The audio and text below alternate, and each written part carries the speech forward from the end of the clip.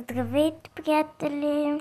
Днеска ще играем Roblox и днеска ще се учим как да летите. Първо трябва да се смалите до Max 5 и тук натискате и усещате, че така летите. И гледате нагоре.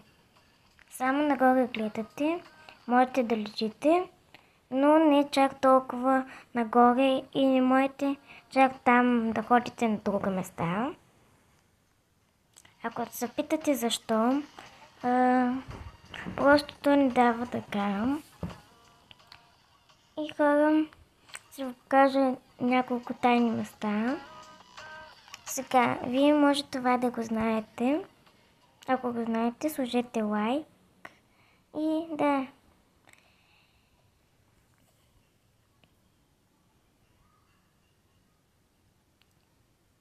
И ме последвайте в TikTok. Тук знаете как да таковате. Нали виждате, когато влезнете в болницата?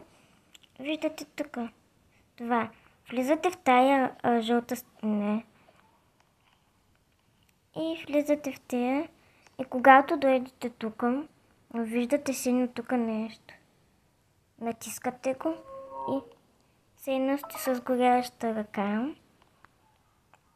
Когато скочите, виждате тук как да плувате.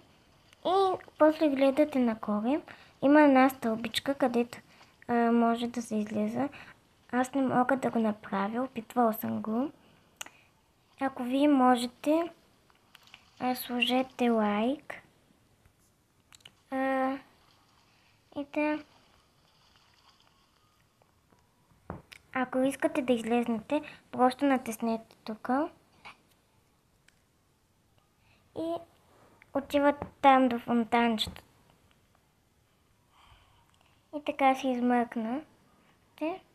И сега ще ви покажа в една къща как можете да разбиете сейфа. Отивате на която искате къща. Натискате, например, натискате тази къща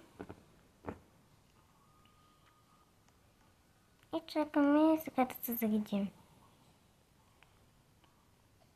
Сега, когато отидете в тая къща, има, нали, тук една каминка, отивате в тая баня и когато, нали, сте тук, там има тук скривалище.